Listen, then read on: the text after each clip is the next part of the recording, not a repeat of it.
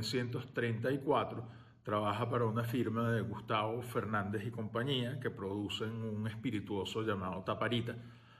2 años después de eso, durante el gobierno de López Contreras, forma parte del movimiento sindical como secretario y presidente de la Asociación Nacional de Empleados y luego secretario general del primer Congreso de Trabajadores de Venezuela. En 1938 se asocia con Luis Manuel Toro para fundar en una casa en las esquinas de Carmen a Quinta Crespo, acondicionada con un alambique, 2 oficinas y pequeñas bodegas. Nace Industrias Pampero, que es primera una serie de empresas como Conservas y Jugos Pampero, Agrícola e Industrial de Aragua, Venezolana de Alimentos, Destilería Carúpano, Bodegas Hispanoamericanas, Bodegas Emperador, Frutícola Caripe, en fin, una cadena de empresas. Y para 1944 es uno de los miembros fundadores de Fede Cámaras. 2 años después es primer presidente del Consejo de Economía Nacional, miembro del directorio del Banco Industrial de Venezuela y la Corporación Venezolana de Fomento. Con la construcción de las urbanizaciones Pampero en Tejerías, Caracas y Ocumare del Tuy, Alejandro Hernández se convierte en uno de los primeros empresarios en Venezuela que dota de vivienda a sus trabajadores y les permite participar como accionistas de sus negocios. A principios de los años 50 ya brilla formando parte de la fundación de entidades como cámaras de industriales, comerciantes, licoristas, asociaciones de turismo.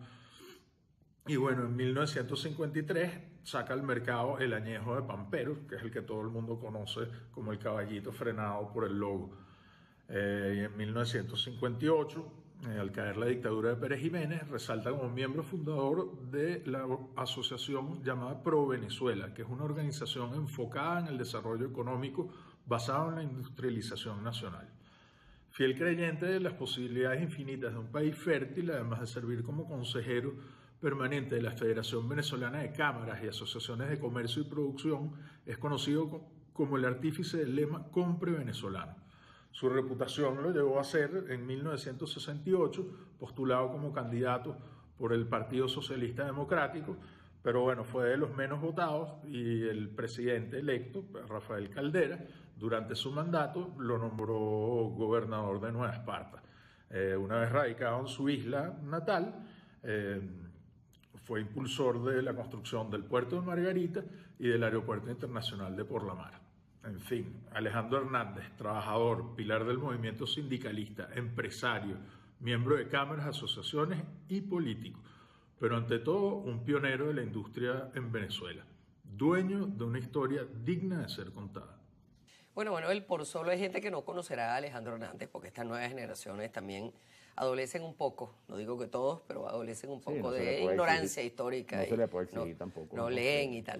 Pero además hay que decir que hay cosas que sí se conocen, por ejemplo, el puerto del Guamache y el aeropuerto Santiago Mariño Internacional de Margarita. Esas son obras de Alejandro Hernández y eso sí lo conoce la gente. O sea, él dejó algo tangible, dejó una prueba de lo que fue su pasión por Venezuela. Además, en todas las áreas, ¿no? Porque fíjate que se cuenta incluso que él tuvo la vinculación con los estudiantes del 28, con Betancourt, con Jovito Villalba. Tuvo prisión, 2 años preso en aquel momento, sin ser un político militante, digamos, sino solidario con la protesta estudiantil. Bueno, y desde el año 36, ya después de la muerte de Juan Vicente Gómez, se convierte en un factor importantísimo en la organización del movimiento empresarial y del movimiento de los trabajadores. Esta es una característica que hay que señalar. En el 46 fue el primer presidente del Consejo de Economía Nacional. Exacto. Imagínate. Fue el fundador de Pro Venezuela. Fundó varias empresas, pero muchísimas empresas. Conservas y jugos Pampero, Frutícola Caribe, Importadora Margarita. Fortaleció el mundo Industrias sindical. De Aragua, y su gestión más importante fue con la creación de Pro Venezuela, que con el eslogan de Compra Venezolano fue esa gran instancia planteando la necesidad de una industria nacional y además comprometiendo a los empresarios venezolanos en esta tarea tan importante. De allí que yo creo que efectivamente bien vale la pena, en las circunstancias, siempre vale la pena, pero en las circunstancias que vive Venezuela y que están hoy atraviesa el mundo, siempre es una tarea importante rescatar el valor de hombres como Alejandro Hernández. Y esa es la clave. Esa es la clave. Buenas noches.